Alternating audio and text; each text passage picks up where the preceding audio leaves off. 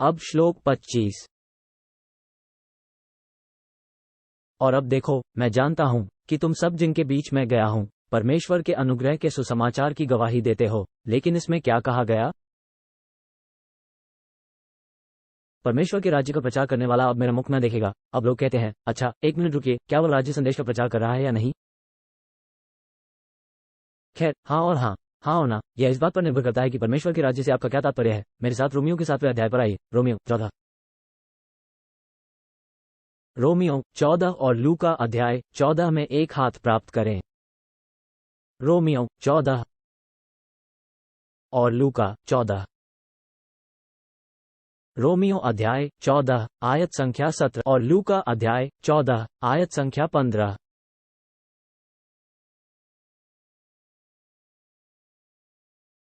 लूका अध्याय 14 पद 15। उसके साथ भोजन करने वालों में से एक ने ये बातें सुनकर उससे कहा, धन्य है वह जो परमेश्वर के राज्य में रोटी खाता है। धन्य है वह व्यक्ति जो उस शाब्दिक, भौतिक, दृश्यमान, सांसारिक दाऊद के राज्य में बैठेगा और आपके साथ भोजन करेगा। देखना है कि हाँ, वे परमेश्वर के राज्य में रोटी खाएंगे। रोमियो अध्याय 14 आयत 17। क्योंकि परमेश्वर का राज्य खाना पीना नहीं, परंतु धार्मिकता और शांति और आनंद है जो पवित्र आत्मा में है। अब एक मिनट रुको, जो ये है, ये दोनों ही परमेश्वर का राज्य है। नियम, आज परमेश्वर जो कर रहा है वो मांस और पेय नहीं है, बल्कि धार्मिकता, आनंद और शांति है, और पवित्र आत्मा। वो यहाँ इजराइल के साथ मांस और पेय पदार्थ बेचने जा रहा है। अतः जब पौलुस ने परमेश्वर के राज्य का प्रचार किया, तो उसने पतरस द्वारा परमेश्वर के राज्य का प्रचार करते समय किए गए प्रचार से भिन्न प्रचार किया। आप इसका अनुसरण करें, अपना दिमाग तेज करें और इसके बारे में सोचें। ठीक है, संदेश, उनका दृष्टिकोण। अब पतरस ने जो कहा उसके विषय में पौलुस क्या कहता? उन्होंने यह बात इजराइल के पतन के दौरान कही होगी। उस कार्यक्रम को बाधित कर दिया गया है और उसे अलग कर दिया गया है, और इजराइल के पतन के बाद यहाँ एक नया कार्यक्रम शुरू किया गया है। लेकिन आप जानते हैं ये क्या है? यह अभी भी भगवान का कार्यक्रम है, ठीक है। कुलुसियों अध्याय 1 पद संख्या 1312।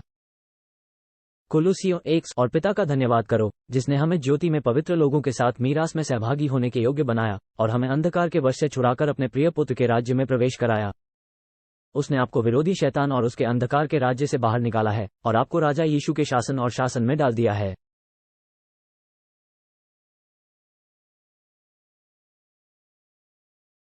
आप कहते हैं, मैंने तो नहीं सोचा था कि वह राजा है। तो फिर आपको वापस जाकर प्रथम तीमुथियुस के अध्याय 1 को पढ़ने की आवश्यकता है, जहां पौलुस ने उसे अमर राजा कहा है।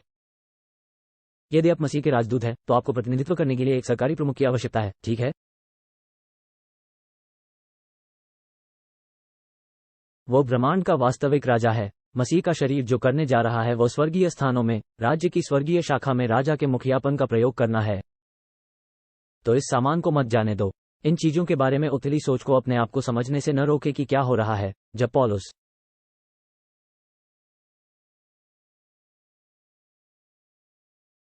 ने प्रचार किया, तो प्रेरितों के अध्याय 28 पर वापस जाएं। जब उन्होंने 2 साल तक ऐसा किया, तो वे इसराइल के कार्यक्रम का प्रचार नहीं कर रहे थे। पौलुस ने कभी भी इसराइल के कार्यक्रम का प्रचार नहीं किया। क्यों?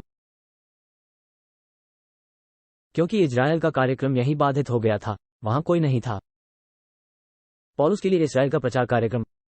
और जब प्रेरितों के काम 28 आपको बताते हैं कि पौलुस, स्तिफनुस और प्रेरितों के काम 28 के बीच क्या हुआ था, तो वह यह है कि प्रतिज्ञा का वितरण, प्रतिज्ञा की वाचाएं अभी भी चल रही थी। आप उन्हें देखते हैं और कहते हैं, नहीं, वे गिर गए।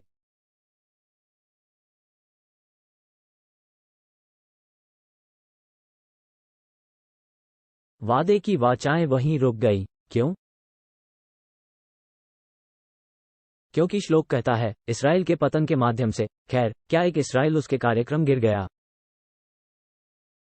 क्या आप मेरे साथ हैं?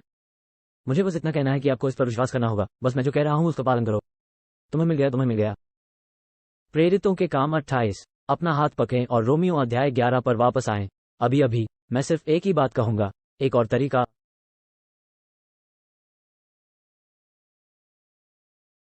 रोमियो 11 आयत संख्या 7। तो क्या इसराइल ने वह नहीं पाया जो वह चाहता था, क्योंकि जाति ने उसे नहीं पाया, परंतु चुने हुओं ने उसे प्राप्त किया, और शेष लोग अंधे हो गए। अतः छोटे झुंडों को प्रतिज्ञा मिल गई, परंतु इसराइल के शेष सब लोग, राष्ट्र के शेष सब लोग, शेष सब अविश्वासी हैं, वे अंधे हो गए हैं। ऐसा कब हुआ?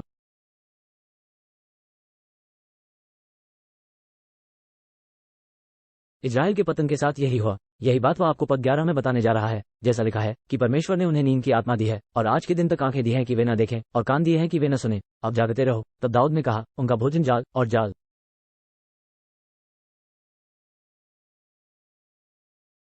और ठोकर और दंड बन जाए, उनकी आंखों पर अंधेरा छा जाए, कहीं ऐसा न हो कि वे देख न सकें और उनकी पीठ सब ओर झुकी रहे। मैं कहता हूँ, फिर परमेश्वर ने जो किया है उसके आधार पर उनकी मेजें एक फंदा बन जाती हैं, वे अंधे हो जाते हैं। क्या वे लड़खड़ा गए हैं?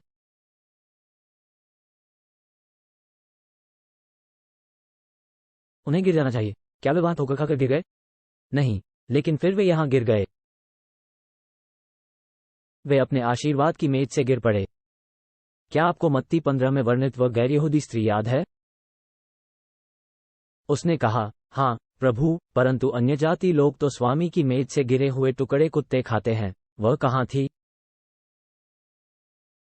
वो यहाँ नीचे है।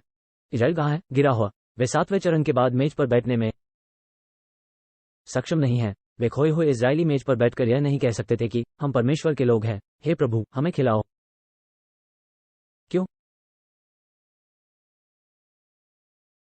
क्योंकि वे अन्यजातियों के साथ भूमि पर गिर पड़े हैं। ठीक है, अब वापस अंक 28 पर आते हैं। यहाँ प्रेरितों के काम 28 की एक आयत दी गई है। लोगों को सोचने के लिए प्रोत्साहित करता है। प्रेरितों के काम 28 पौलुस के प्रेरितों के काम का अंत है। मंत्रालय का अंत है। और यहाँ पौलुस ने इस्राएल के कार्यक्रम को आगे बढ़ाया था। प्रेरितों के काम 28 आयत संख्या 17। हम श्लोक 17 में पढ़ते हैं, वह यरूशलेम गया और उन्हें एकत्र किया। पद 18, यहूदियों को अच्छी तरह से एकत्र किया गया। पद 18, जब उन्होंने मेरी जांच की तो रोमियों के विषय में बात करते हुए मुझे छोड़ देते, क्योंकि मुझ में मृत्यु के योग्य कोई कारण न था। ओह ठीक है, श्लोक 17 पर वापस जाएं, बस इसे एक साथ पढ़ें। और ऐसा हुआ कि 3 दिन के बाद पौलुस ने यहूदियों के प्रमुख लोगों को बुलाया। जब वे इकट्ठे हुए तो उसने उनसे कहा, हे भाइयों, मैंने अपने लोगों के या बापदादों के रीति रिवाजों के विरोध में कुछ नहीं किया, तो भी बंदी होकर यरूशलेम से रोमियों के हाथ में सौंप दिया गया।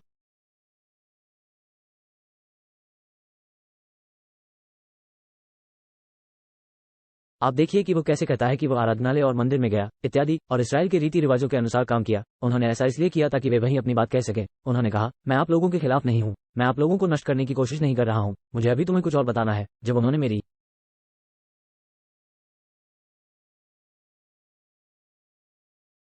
जांच की तो मुझे छोड़ दिया, क्योंकि मुझ में मृत्यु के योग्य कोई कारण न था। परंतु जब यहूदियों ने इसके विरोध में बोलना आरंभ किया तो मुझे कैसर की दुहाई देनी पड़ी। ऐसा नहीं है कि इस कारण से मुझे अपने देश पर कोई आरोप लगाना चाहिए। इसी कारण मैं तुमसे मिलने और बातें करने के लिए तुम्हारे पास बुला आया हूं, क्योंकि इसराइल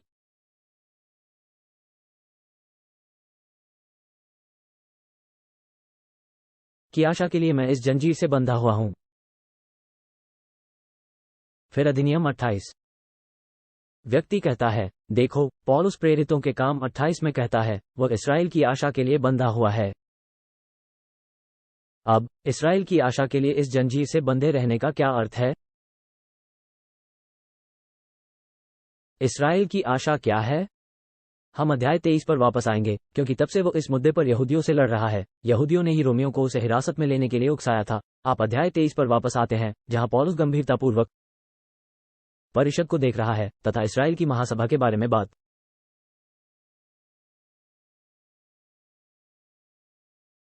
कर रहा है। हे भाइयों, आज के दिन तक मैं परमेश्वर के सामने पूरी तरह से शुद्ध विवेक के साथ जीवन व्यतीत करता आया हूं। पद 6।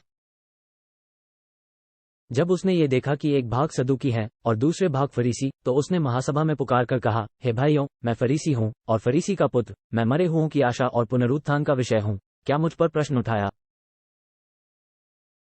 जा रहा है? पुनरुत्थान के लिए उससे क्या आशा की गई थी? मेरे साथ अध्याय 24 पर आइए। वैसे उन्हें यह पसंद नहीं आया। उन्होंने रोमनों को उसे पकड़वाने के लिए उकसाया। अध्याय 24 श्लोक संख्या 14। परंतु यह मैं तेरे सामने स्वीकार करता हूं, और वह फेलिक्स के सामने है, और मैं तेरे सामने यह मान लेता हूं कि जिस मार्ग को वे पाखंड कहते हैं उसी के अनुसार चलूंगा। सो मैं अपने बापदादों के परमेश्वर की उपासना करता हूं, और जो बातें व्यवस्था और विशुद्धताओं की पुस्तकों में लिखी है उन सब पर विश्वास करता हूं, और परमेश्वर से आशा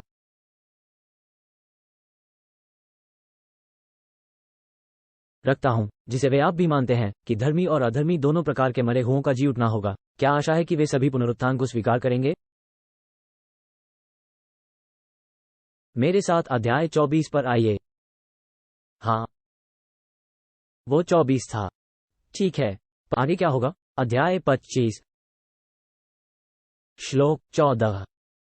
जब वे बहुत दिन वहां रहे तो फेस्तुस ने पौलुस का मुकदमा तुम्हारे सामने प्रकट किया, और हम फिर से रोमनों के साथ हैं, फिर भी आप अभी भी अग्रिपा के साथ हैं और आगे भी। और फेस्तुस ने राजा के अधीन पौलुस का मामला घोषित करते हुए कहा, फेलिक्स ने एक व्यक्ति को बंधन में छोड़ दिया है, तो अब पौल यहाँ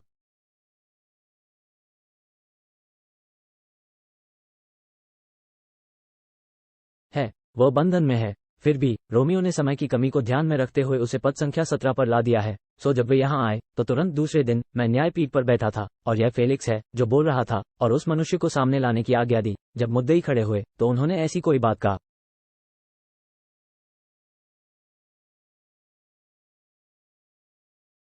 दोष नहीं लगाया जैसा मैंने समझा था, परंतु यीशु नामक किसी व्यक्ति के विषय में जिसे पौल उसने जीवित बताया था, अपनी ही धारणा के विषय में उस पर प्रश्न उठाए। अब प्रश्न क्या है? ये यीशु मसीह के पुनरुत्थान के बारे में है। यही तो समस्या है। अब अध्याय 26 पर आइए, और यह आपको मिल गया। आपको अध्याय 26 पर ध्यान देने में सावधानी बरतनी चाहिए। यदि आप पहले 5 पदों को पढ़ें तो पाउलो यहाँ पद संख्या 6, पद संख्या 5 में अग्रिपा के सामने है।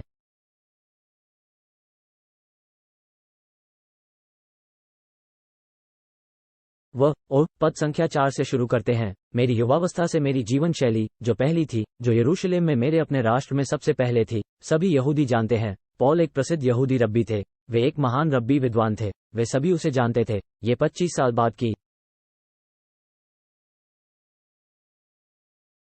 बात है। यहूदियों के बीच उनकी प्रतिष्ठा अभी भी व्यापक रूप से जानी जाती है। ठीक है, मेरे और श्लोक 5, जो मुझे शुरू से जानते थे, अगर वे गवाही देंगे कि हमारे धर्म के सबसे सख्त संप्रदाय के बाद मैं एक फरीसी रहता था। अब अध्याय 23 में आपको बताया गया है कि फरीसी पुनरुत्थान में विश्वास करते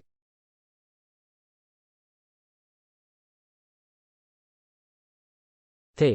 सदुकियों ने ऐसा नहीं किया। उन्होंने कहा, मैं एक दक्षिणपंथी मौलिक बाइबल समर्थक हूं। ठीक है, और अब छठी आयत में मैं खड़ा हूं और उस प्रतिज्ञा की आशा के कारण मेरा न्याय किया जा रहा है जो परमेश्वर से की गई थी, जो परमेश्वर ने मेरे पूर्वजों से की थी। अब उस प्रतिज्ञा की आशा जो हमारे पूर्वजों से की गई थी, ध्यान दें कि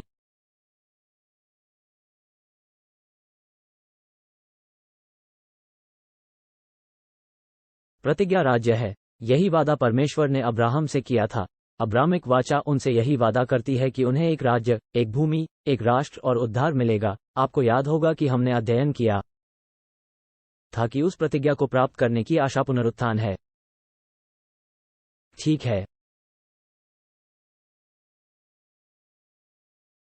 तो जब वह कहता है कि मैं इजराइल की आशा के लिए प्रतिबद्ध हूं, तो वह कह रहा है कि मैं आशा के लिए बदलाव में हूं।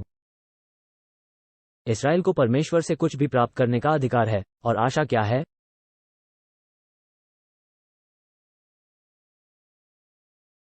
जी उठना। इसलिए जब वह कहता है मैं इस्राएल की आशा के लिए बंधा हुआ हूं, तो वह पुनरुत्थान के मुद्दे के लिए बाध्य हूं। और यह वास्तव में किसका पुनरुत्थान है? यह मसीह है, क्योंकि यह मसीह का पुनरुत्थान है जो पिता से की गई प्रतिज्ञाओं की पुष्टि करता है। ठीक है, अब मेरे साथ वापस आइए। यदि आप चाहें तो इफिसियों के प्रेरितों के अध्याय 28 को लें और इफिसियों के अध्याय संख्या 6 को देखें।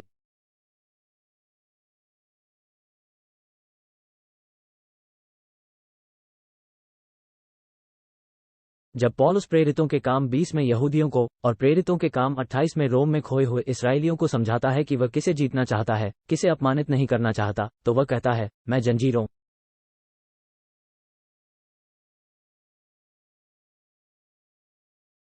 में जकड़ा हुआ हूं, और मैं इन जंजीरों में इसराइल की आशा के लिए बंधा हुआ हूं। इस मुद्दे के बाकी भाग के लिए इसराइल की आशा क्या है? जी उठना। परमेश्वर ने अब्राहम से कहा, मैं तुम्हें ये भूमि और इस भूमि के बदले में तुम्हारी संतान दूंगा। मैं इसे हमेशा के लिए तुम्हें देने जा रहा हूं, और वैसे अबे तुम मरने वाले हो। न केवल आपके लिए बल्कि आपके बच्चों के लिए भी। 400 साल पीछे चलें, एक अजीब भूमि पर। अब यदि मैं तुम्हें कोई जमीन दे दूं और उसे पाने से पहले ही तुम मर जाओ, तो इसका क्या मतलब है? अब्राहम समझ गया, और उन्होंने कहा, तुम्हें वो जमीन हमेशा के लिए मिल जाएगी। अब्राहम समझ गया था कि उसे अनंत जीवन मिलेगा, क्योंकि यदि आप उस देश में हमेशा के लिए रहना चाहते हैं तो आपके पास ऐसा ही जीवन होना चाहिए। और वह ये भी जानता था कि उसे पुनर्जीवित होना ही होगा, क्योंकि उसने कहा था कि उसे पुनर्जीवित होने से पहले ही उसकी मृत्यु हो जाएगी। आप समझ सकते हैं कि उनके लिए पुनरुत्थान इतना महत्वपूर्ण क्यों है। मुझे एक प्रतिज्ञा मिली है और उस प्रतिज्ञा की आशा पुनरुत्थान है। अब पॉल कहता है, मैं उस मुद्दे के लिए जंजीरों में हूं। लेकिन इफिसियों के अध्याय 3 को देखिए। मुझे खेद है, इफिसियों अध्याय 6। अब यहाँ एक दिलचस्प बात है, इफिसियों 6 की आयत 19, और वो मेरे लिए प्रार्थना करने के बारे में बात कर रहा है, मुझे बोलने की शक्ति दी जाए, सुसमाचार का रहस्य प्रकट करने के लिए। मेरा मुंह निर्भीकता से खोलो। अब क्या अब्राहम जानता था कि सुसमाचार का रहस्य क्या था? यही वो चीज है जिसका मैं यहीं पर प्रचार करना चाहता हूं। यह विशेष संदेश मुझे दिया गया है पद 24 के लिए, जो मैं बंधन में एक राजदूत हूं। अब जब पौलुस ने समझाया कि कुलुसियों 4 में आइए, जब पौलुस आपको अपने पत्रों में बताता है कि वो क्यों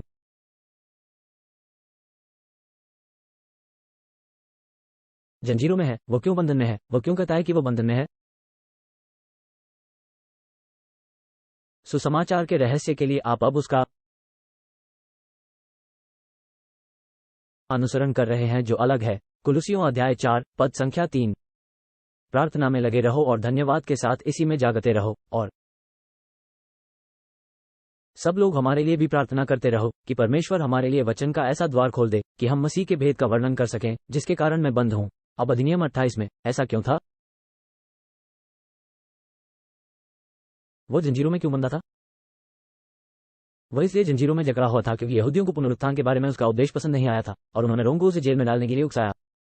देखना है कि और यह कहता है, मैं इसमें हूं, मैं इसराइल की आशा के लिए जंजीरों में जकड़ा हुआ हूं। लेकिन जब वह इफिसियों, फिलिपियों और कुलुसियों को लिखता है और बताता है कि वो क्यों जंजीरों में जकड़ा हुआ है, तो वह कहता है, मैं जंजीरों में जकड़ा हुआ हूं, मैं मसीह के रहस्य के लिए, सुसमाचार के रहस्य के लिए बंधन में हूं।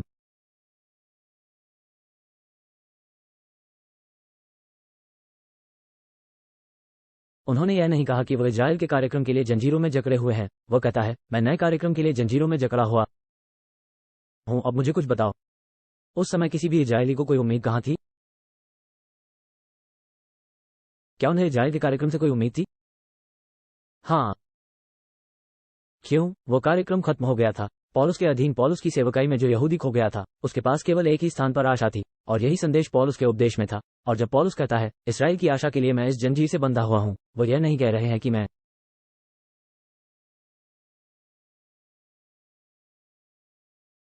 इसराइल के राज्य कार्यक्रम के लिए बाध्य हूं। वो कह रहा है कि मैं एक जंजीर से बंधा हुआ हूं, क्योंकि जो संदेश मैं प्रचार कर रहा हूं, वही एकमात्र स्थान है जहां तुम खो गए हो। यहूदियों को कोई आशा है?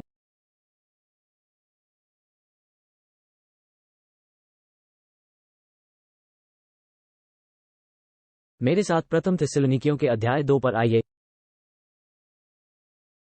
कोई आशा नहीं है। सुनो, जब प्रेरितों के काम 7 में इसराइल का पतन हुआ, तो अब्राहमिक वाचा में कोई आशा नहीं थी। पौलुस की सेवकाई के दौरान इसराइल के कार्यक्रम में किसी के लिए कोई आशा नहीं थी। पौलुस की सेवकाई इसराइल के पतन और अन्य जातियों को उद्धार मिलने पर आधारित है। उनका मंत्रालय विभाजन की मध्य दीवार को गिराने पर आधारित है। उनकी संपूर्ण सेवकाई में खतना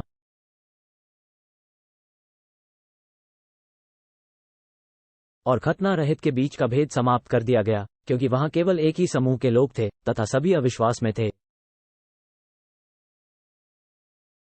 प्रथम थिस्सलुनीकियों अध्याय 1।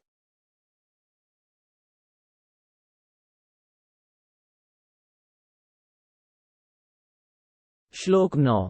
और वे आप ही हमें बताते हैं कि तुम्हारे पास आने का हमारा मार्ग कैसा था, और आप कैसे परमेश्वर की ओर मुड़े, जबकि थिस्सलुनीके के लोग, जिनके बारे में मैं पहले लिख रहा हूं, मूर्ति पूजकों का एक समूह थे। अब कोई कहता है, ठीक है, लेकिन वो आराधनालय में गया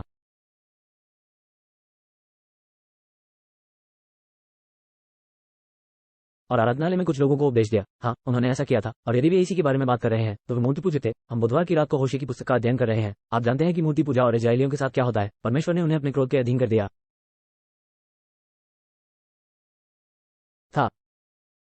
यदि आप मूर्ति पूजक इजरायलियों का एक समूह हैं, तो आप मूर्ति पूजक गैर यहूदियों के एक समूह से किसी भी प्रकार भिन्न नहीं है। तुम बहुत से मूर्ति पूजक हो और मूर्ति पूजक इजरायलियों को अब्राहम की वाचा में कोई आशा नहीं थी। इसलिए सुनो, यदि तुम मूर्ति पूजक इजरायली हो तो तुम्हें पता है कि तुम क्या थे।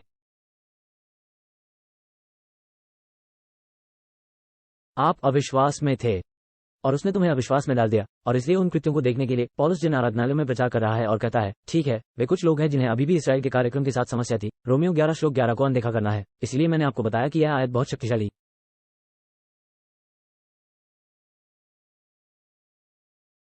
है, ताकि आप प्रेरितों की पुस्तक में जो कुछ घटित हुआ है उसे समझ सकें।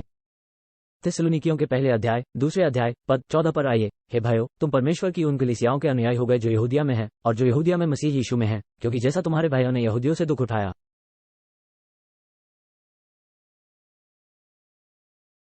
वैसा ही तुमने भी उठाया है। उन्होंने प्रभु यीशु को और अपने भविष्यद्वक्ताओं को मार डाला और हमें भी सताया। तो विश्वासी इसराइल ने जो किया है वह यह है कि उन्होंने प्रभु यीशु को मार डाला है। वे सताते हैं, वे अपने भविष्यद्वक्ताओं को मार डालते हैं और अब वे पौलुस को सता रहे हैं। वे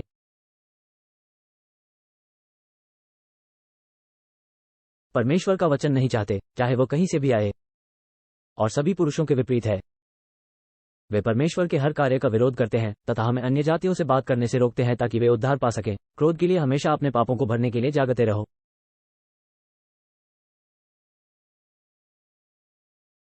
वो अगला शब्द क्या है? यह नहीं कहता कि करेगा, यह नहीं कहता कि करेगा, उन पर शक्ति आ पड़ी है। ये पहला पत्र है। पौलुस ने प्रेरितों के अध्याय 18 लिखा। अब कुछ लोग गलातियों के साथ बहस करेंगे कि यह पहले था। ठीक है, लेकिन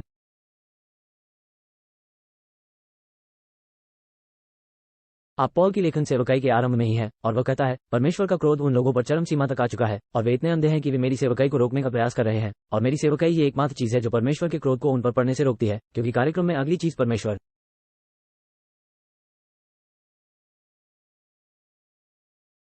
का क्रोध है। और क्रोध के यहाँ वापस न आने का एकमात्र कारण यह है कि परमेश्वर ने कार्यक्रम में बाधा डाली और वे इतने अंधे हैं कि वही चीज जो परमेश्वर के क्रोध को उनसे दूर रखती है, एकमात्र स्थान जो उन्हें कोई आशा दे रहा है, वह पौलुस की सेवकाई है और वे इसे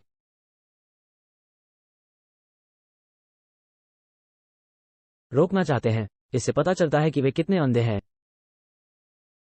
घड़ी शो बंद करना होगा। यह उन 4 बिंदुओं का परिचय है जो मैं आपको बताना चाहता था कि क्यों एक्ट 28 होना अच्छा नहीं है, अधिनियम 28 का पालन करना अच्छा नहीं है। लेकिन मैं चाहता हूं कि आप देखें कि वे क्या सिखा रहे हैं और यह क्यों काम नहीं करता है और क्यों रोमियो 1111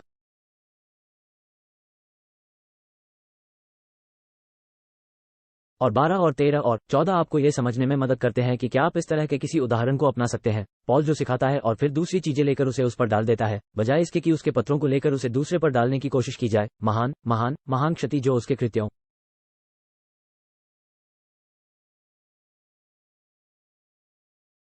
द्वारा हुई है। 28 सिद्धांत। जब आप कहते हैं कि मसीह का शरीर प्रेरितों के काम 28 से पहले शुरू नहीं हुआ था, या कि प्रेरितों के काम 28 से पहले पौलुस के पास किसी प्रकार की भिन्न सेवकाई थी, तो क्या आप उसके पत्रों की अखंडता को नष्ट कर रहे हैं? अब आपके पास रोमियो 2 फिलेमोन की शिक्षा नहीं है, क्योंकि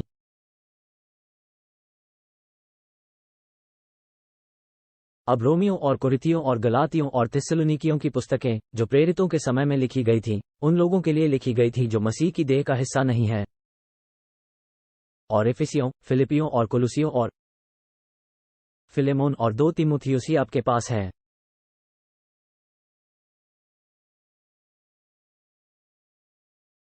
अब आप समझ गए होंगे कि इसमें क्या समस्या है। यहीं पर आप मुसीबत में पड़ जाते हैं। इसका यही अर्थ है कि आपके लिए यह कहीं बेहतर है कि आप ना समझें और न ही कोई ठोस उत्तर पाएं, यहां तक कि पौलुस ने इनमें से कुछ कार्यक्रम क्यों किए,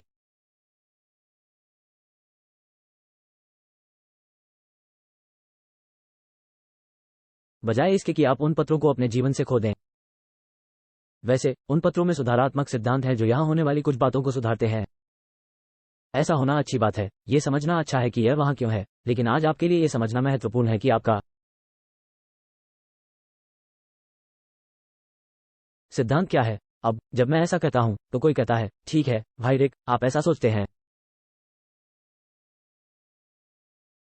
आपको पौल के बारे में जानने के लिए केवल पौल के पत्रों को ही पढ़ना होगा, आप उससे बेहतर नहीं हैं।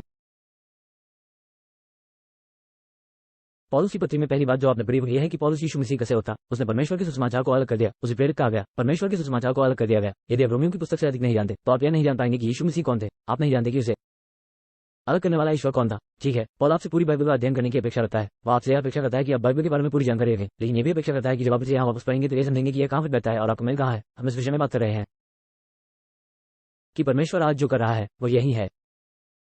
ये बात अचानक से कहीं से नहीं आई। परमेश्वर ने संसार की नींव रखने से पहले ही इसकी योजना बना ली थी। अगली बार जब हम इस पर गौर करेंगे तो देखेंगे कि वो ये सब कुछ जानते हुए भी कर रहा था कि यह सब होने वाला है। और उसने वहां चीजों को इस तरह से व्यवस्थित किया कि जब ये सामने आया तो आपको पता चल गया कि यह सब उसके दिमाग में था। यही वो बात है जो सब एक साथ फिट बैठती है। इसीलिए निर्माण का डिजाइन मेरा सुसमाचार, रहस्य कार्यक्रम और भविष्यद्वक्ताओं के शास्त्र हैं, क्योंकि एक बार आप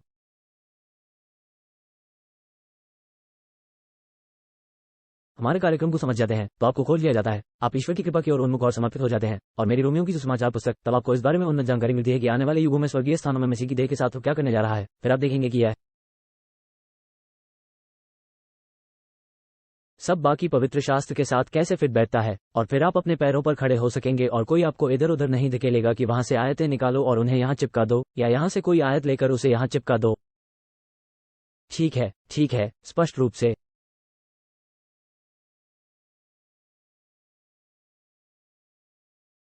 पता चला है कि पतन की शुरुआत यहीं होती है, लेकिन समय की वो अवधि वही है, और मुझे आपको प्रेरितों के कार्य की पुस्तक बतानी है। उसके कारण परिवर्तन आपके लिए एक खतरनाक जगह है यदि आपके पास अपनी समझ को ठीक करने के लिए कोई जगह नहीं है। और मैं इस उद्देश्य के लिए आपको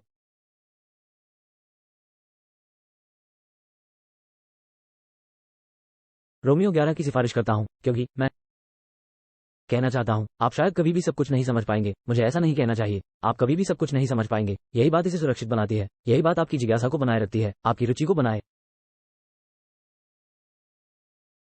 रखती है। लेकिन यदि आपको उस प्रकार का आधार मिल जाए तो आप कह सकते हैं कि ये श्लोक स्पष्ट हैं और आप हमेशा स्पष्ट को ही चुनेंगे, अस्पष्ट को नहीं। ठीक है, अब मैं अपनी बाइबल बंद कर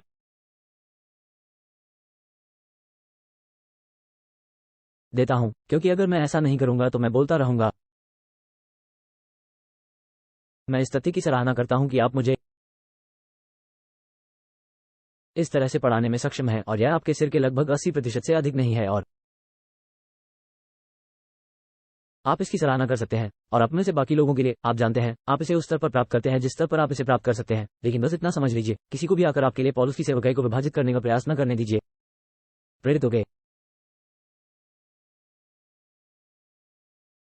पुस्तक में जो काम उसने किए वे इस्राएल के कार्यक्रम से संबंधित है। उन्होंने ऐसा अपनी सेवकाई के एक भाग के रूप में भटके हुए यहूदियों को उत्साहित करने के लिए किया, ताकि वे देख सके कि परमेश्वर उनकी सेवकाई के माध्यम से अन्य जातियों के पास गया था और उन्हें बचा लिया था।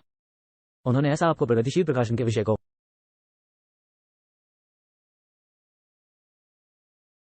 प्रदर्शित करने के लिए किया। उन्होंने एक ही बार में सारी जानकारी प्राप्त नहीं की, और ऐसा करने का कारण यह है कि आप शिक्षा के मुद्दे को देख सकें। शिक्षा का स्वरूप आपके लिए बढ़ती परिपक्वता का स्वरूप, शिशु और बच्चे से वयस्क बनने की ओर अग्रसर होना है। और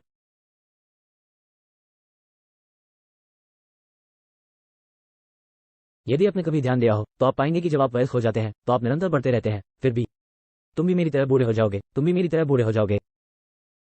और आप पीछे मुड़कर देखते हैं और कहते हैं, आप जानते हैं, जब मैं 30 वर्ष का था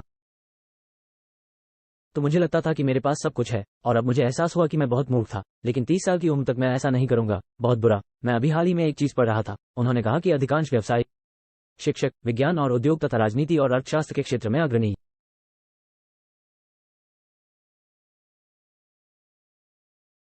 अधिकांश लोग जो बड़ी प्रगति करते हैं वे ऐसा अपने 50वें और 80वें वर्ष के बीच करते हैं। क्या आप जानते हैं ऐसा क्यों है?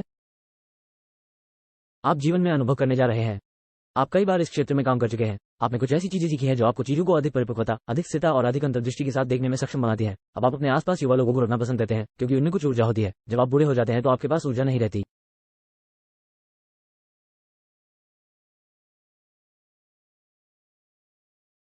तो इसका मतलब यह नहीं है कि जब आप युवा हों तो आप कुछ न करें। इसका मतलब है कि आप बस ये समझ लें कि अरे, मैं काम कर रहा हूं, अब मैं जा रहा हूं, और भी बहुत कुछ है। ये प्रगतिशील रहस्योद्घाटन है, और यह आपको ये सिखाने के लिए बनाया गया है कि आपके लिए संपूर्ण परिपक्वता की प्रक्रिया तब तक समाप्त नहीं होती जब तक आपको महिमा प्राप्त नहीं हो जाती, और तब यह उसकी संपदा की अत्यधिक महानता है। तब ठीक है। मैं बस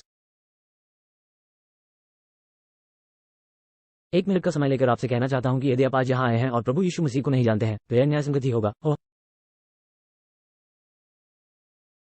हम कोई मनोरंजन संगठन नहीं है, हम एक बाइबल अध्ययन चर्च है। आप ऐसे लोगों के समूह में बैठे हैं जो स्वयं परमेश्वर के वचन का अध्ययन करना और समझना चाहते हैं। मेरा उद्देश्य, भाई एलेक्स का उद्देश्य आपको धर्मशास्त्र सिखाना है, ताकि आपको वास्तव में हमारी आवश्यकता न पड़े। आपके द्वारा इसे स्वयं ही किया जा सकता है। आप उसी रूप में बड़े होते हैं, लेकिन पहले तुम्हें मसीह की जरूरत है। आपको उस पर भरोसा करना होगा, आपको उस पर विश्वास करने की जरूरत है। रोमियो 326 में पौलुस ने बहुत कम बार यीशु नाम का प्रयोग किया है, जब उसने कहा है, विश्वास करो कि वह धर्मी है, और जो लोग यीशु पर विश्वास करते हैं उनके लिए यीशु ही उसका नाम है, जो इसलिए दिया गया क्योंकि वो तुम्हारे पापों से उद्धार करता है। यहीं से इसकी शुरुआत होती है।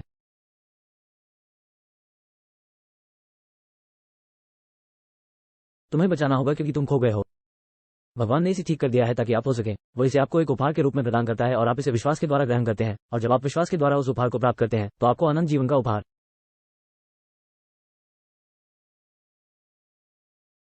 मिलता है। और यह उसी क्षण शुरू होता है, और फिर आप उसके वचन में प्रवेश करना शुरू कर सकते हैं और उसके वचन को ज्ञान और जीवन बनने दे सकते हैं जिसके लिए उसे बनाया गया है। लेकिन यह सब उस पर भरोसा करने से शुरू होता है। और तुम में से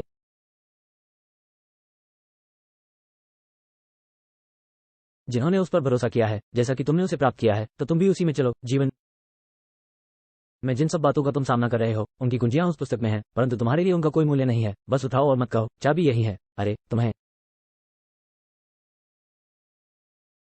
पता है, हॉकी का खेल देखते हुए आदमी को पक मिल जाता है। वह है, मुझे पक मिल गया। उसे देखो, यह वह नहीं है जो आप करते हैं। आप पक के साथ क्या करते हैं?